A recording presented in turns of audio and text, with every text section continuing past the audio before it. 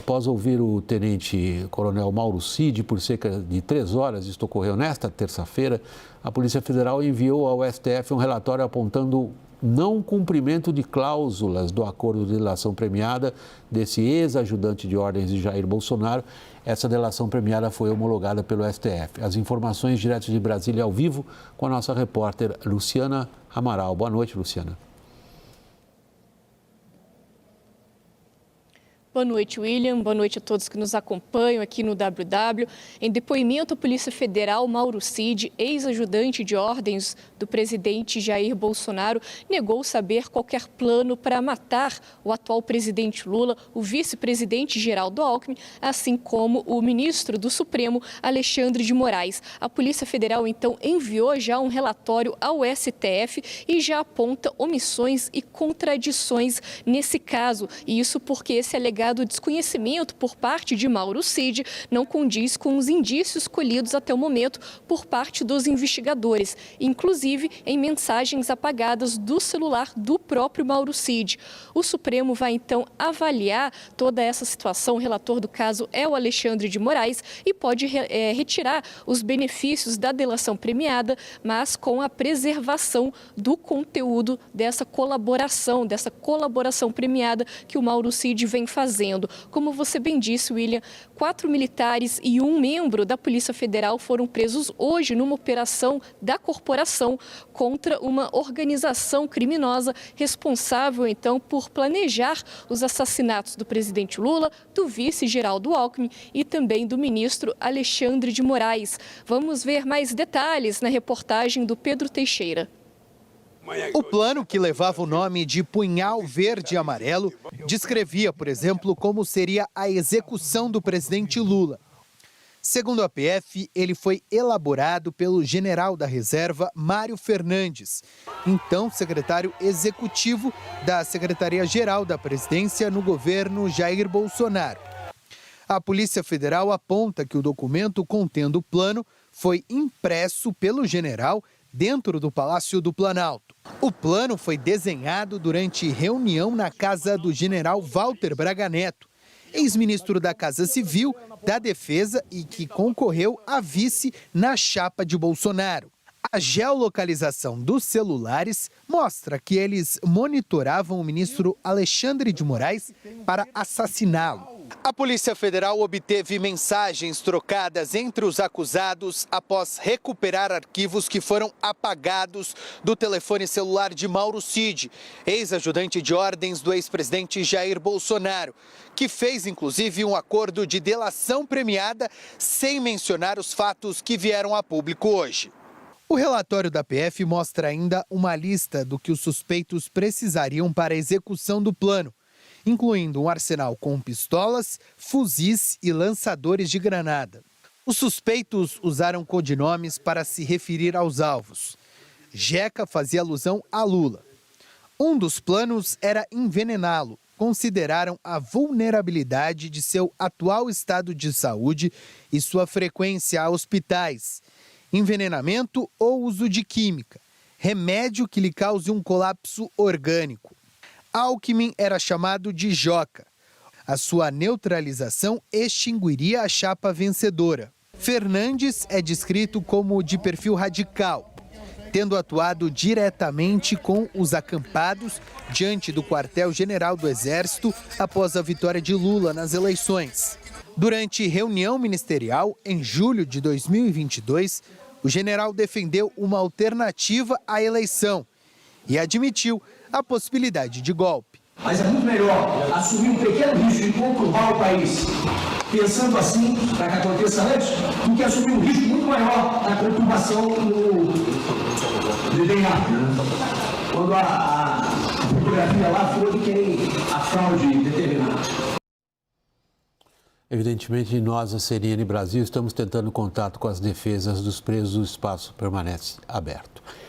Pier Paolo Bottini, da sua experiência como operador do campo de direito, criminalista, quão consistente é esse material, se a gente imaginá-lo como embasamento de uma denúncia?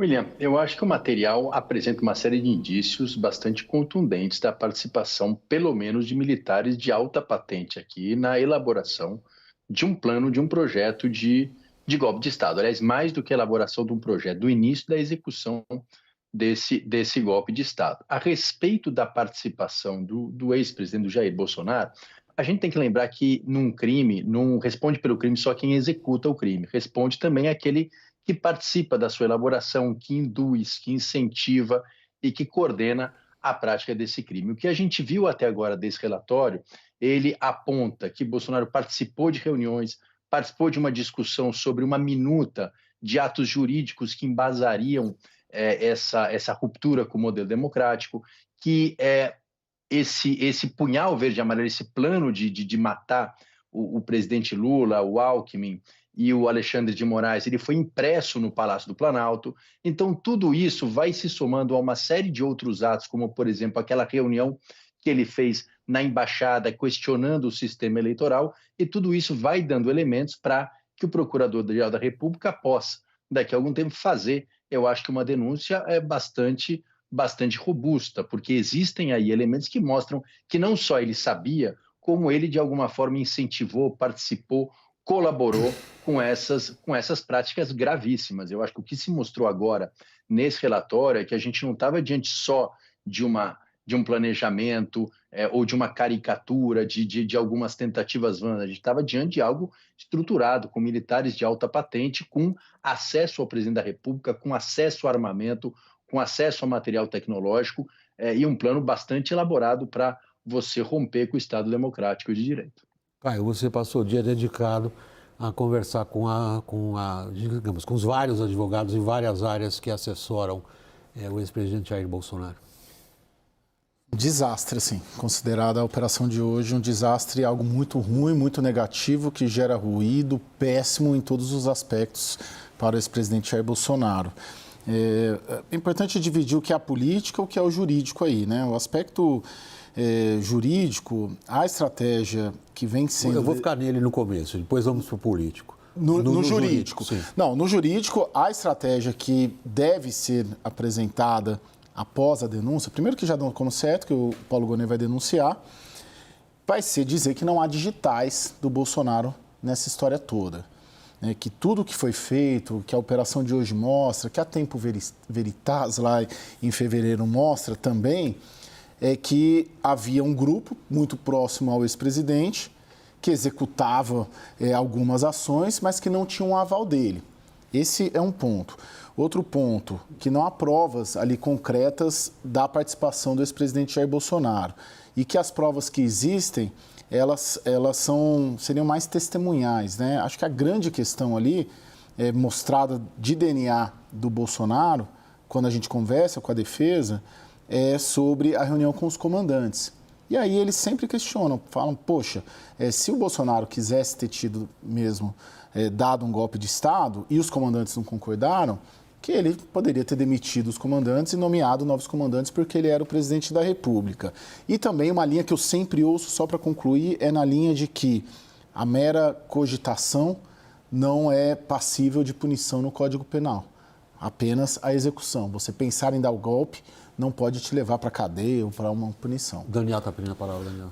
William, um ponto que eu já havia comentado isso aqui com o Caio na semana passada, um ponto que um ministro do governo Lula já nos havia exposto, uma reflexão já exposta por esse ministro do governo Lula antes da operação de hoje, era mais ou menos a seguinte linha. De que, olha, eu faço aniversário em março.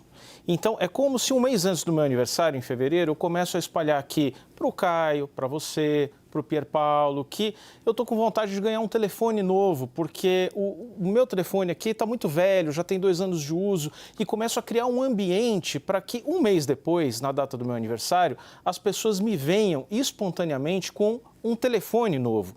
Isso me remete um pouco a teoria do domínio do fato e a cegueira deliberada que foram ali usadas nos anos 2000 para condenar o presidente Lula. E aí me permita perguntar para o Pierre se ele acha que esse tipo de conexão pode ser feita para justificar uma eventual denúncia contra Jair Bolsonaro, porque é aquela coisa, não há elementos para dizer que ele sabia do plano que foi divulgado hoje, mas que criou-se um ambiente em que ele foi o responsável, em última instância, pelo estímulo. Impossível ele não saber, no final das contas, como o Lula lá atrás, o chefe da quadrilha. Peraí, Pierre, antes de você responder, só uma informação acabou de chegar, atualizando vocês. O ministro Alexandre de Moraes intimou o tenente-coronel Mauro Cid, delator, a prestar esclarecimento sobre a referida delação premiada, e esse depoimento está previsto para a próxima quinta-feira. Pierre Paulo, por favor, prossiga, desculpa a interrupção. Imagina, eu acho que é importante aqui a gente só discutir alguns conceitos que me parecem fundamentais para entender até onde pode ir a responsabilidade do ex-presidente, né? Em direito penal, a gente diz que a responsabilidade por um crime começa quando começa a tentativa do crime, né? Então, antes da tentativa, você tem atos preparatórios. Então, quando o sujeito compra a arma, compra o veneno, ele se organiza, isso não é punível. A punição começa no momento em que começa a execução do crime. Isso, claro, quando a gente fala em crimes mais simples, como, por exemplo, o homicídio, é muito fácil de estabelecer uma fronteira, né? Quando acaba o ato preparatório e começa a tentativa. Quando a gente vai falar num golpe de Estado, ele não é feito por um único ato, né? Não vai alguém, de repente, até a presidência da República ou até o Supremo e decreta que houve um rompimento do Estado Democrático de Direito. Ele é sempre feito a partir de uma série de atos. Então, é muito difícil estabelecer quando começa a execução de um golpe de Estado. Mas aqui me parece muito claro que quando você elabora minutas de decretos junto com o presidente da República, junto com militares de alta patente, discute isso em reunião, faz conversas com embaixadores questionando o sistema eleitoral e, a partir daí, começa a desenhar cronogramas, me parece que aqui está muito clara uma tentativa de subverter o Estado Democrático de Direito. Sobre a participação do Jair Bolsonaro, eu acho que a gente não precisa, na verdade, se valer da teoria do domínio do fato e nem da cegueira deliberada, porque aqui o que a gente tem é uma autoria intelectual, né? É alguém que, mais do que sabe o que está acontecendo, é alguém que ajuda a rever um decreto, é alguém que, como eu disse, faz reunião com embaixadores, faz reunião com os chefes das Forças Armadas, então é alguém que se envolve com essa situação, que determina, que induz. Talvez você não encontre aqui, nesse momento, uma determinação direta, mas você tem vários indícios da participação do ex-presidente da República, do meu modo de ver, já suficientes para uma denúncia. Vamos lembrar que a denúncia, ou para a denúncia, o procurador não precisa de todos os elementos de prova daqueles necessários para a condenação, basta os indícios. Eu acho que aqui ele tem indícios robustos, ele pode fazer a denúncia e o presidente, claro, vai se defender num processo penal, tratando da participação ou da não participação dele nesses fatos.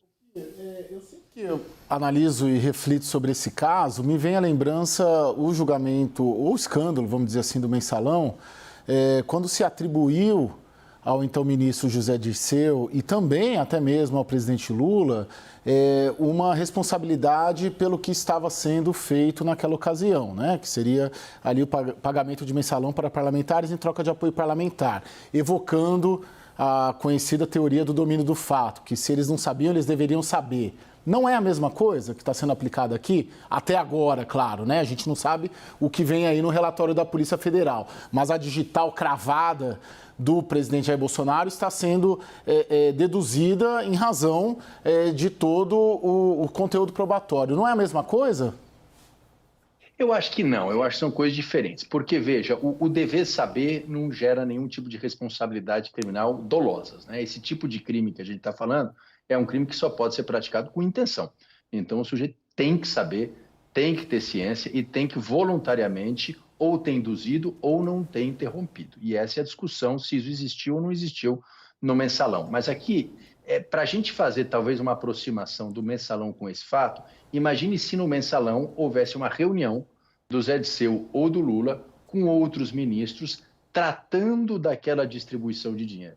Se houvesse uma minuta tratando, por exemplo, uma planilha da distribuição de dinheiro que tenha sido achada e feita com a participação, ou discutida com o presidente Lula. É disso, na verdade, que a gente está falando. A gente está falando aqui de indícios, me parecem, muito mais contundentes de uma participação direta, não de um mero dever saber, não de uma mera suspeita ou nem de uma cegueira deliberada, né? A cegueira deliberada é quando a pessoa ela se coloca numa situação de ignorância para não saber o que está acontecendo.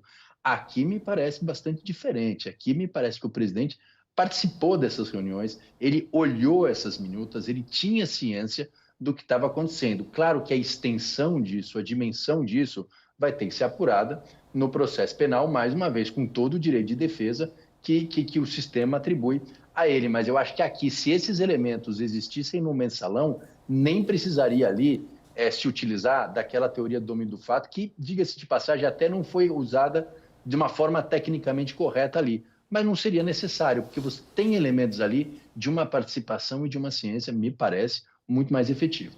E, Paulo, deixa eu aproveitar a sua presença aqui, porque você introduziu um conceito muito importante na nossa conversa. Você disse, o dono da ação penal é o Procurador-Geral da República. Você mesmo disse agora na sua resposta ao Caio, ele não precisa ter todas as provas. Ele, com os indícios, constrói uma denúncia. E no julgamento, que vai ser no STF, é que a gente vai, então, julgar se aqueles indícios constituem uma prova que leva à condenação do réu, certo? É muito diferente a gente ter a responsabilidade política que a gente possa, talvez, eu estou aqui provocando o seu intelecto, tá? Talvez a responsabilidade política a gente possa traduzir como autoria intelectual, mas estamos no campo da responsabilidade política, de quem eventualmente, com a intenção ou não, cria o ambiente no qual nasce esse tipo de coisa. E a outra, como você trouxe a nossa conversa, é juridicamente pôr todos os pregos no caixão. Estão dados os pregos para o caixão de Bolsonaro?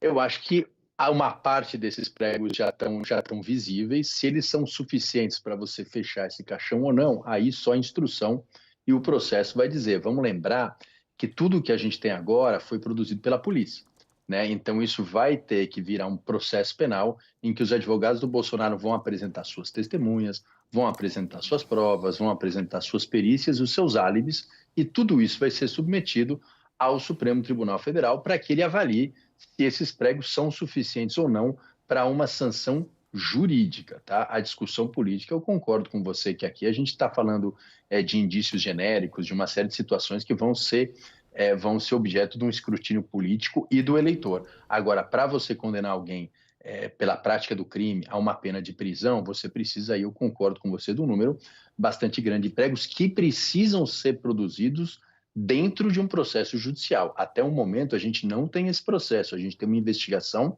policial que levantou provas de maneira unilateral e que elas vão ser apresentadas pelo Procurador-Geral da República na sua acusação. E aí vai caber, claro, ao Bolsonaro apresentar a sua contraparte, exercer o que a gente chama de contraditório, apresentar suas provas e submeter isso ao Supremo Tribunal Federal. Mas me parece que aqui os indícios já são suficientes para o oferecimento de uma denúncia, ou seja, para que esse caso seja aberto e essa discussão sobre a prova, a qualidade da prova e a validade da prova, inclusive da colaboração premiada, ela seja discutida no Poder Judiciário. Daniel.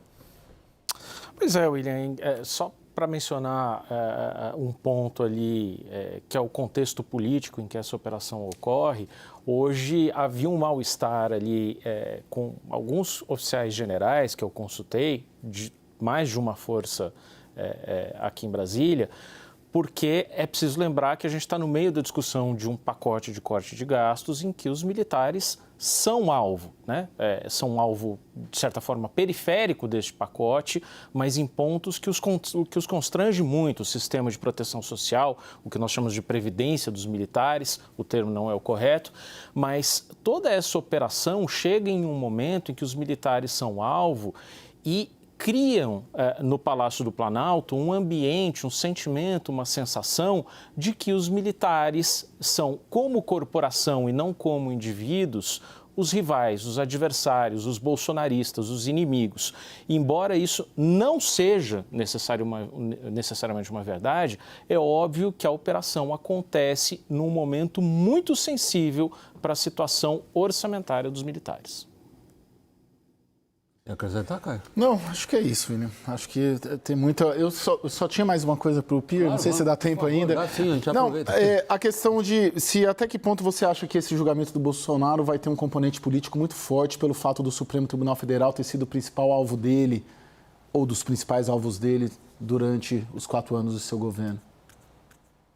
Essa é a pergunta, eu acho, talvez a mais difícil de responder aqui, porque é claro que o Supremo Tribunal Federal, em primeiro lugar, é um tribunal político, né? Não é partidário, mas é um tribunal político, até porque ele é nomeado, os ministros são nomeados pelo presidente da República, e as discussões lá, por serem discussões sobre a Constituição, elas acabam tendo um alto componente político ideológico. O Supremo aqui, como você mesmo diz, acaba sendo vítima, né? Vítima, inclusive física, de uma parte dessa tentativa de golpe. Então, é claro que as coisas se misturam, mas, do ponto de vista sistemático, não tinha outra alternativa, não há um outro órgão capaz de julgar isso que não seja o Supremo Tribunal Federal, porque uma parte disso aconteceu nas dependências do Supremo e o regimento do Supremo prevê que, nesses casos, quem julga, quem toca o inquérito é o próprio Supremo Tribunal Federal. A gente tem aqui uma pequena, talvez, anomalia no nosso sistema, mas isso está dentro das regras. Vamos esperar aqui, independentemente de qualquer posicionamento, que o Supremo analise isso de maneira isenta e de maneira técnica, porque se ele não o fizer, ele vai criar um precedente muito perigoso de você suprimir a legalidade em nome de qualquer tipo de intenção boa ou má. Então, eu espero realmente que o Supremo aqui faça um papel de analisar tecnicamente essa acusação, de dê todo o direito de defesa para Jair Bolsonaro e para todos os demais envolvidos, e que esse julgamento seja um julgamento justo, até porque só assim ele vai ser legítimo, ele vai se assentar dentro de um Estado democrático de direito.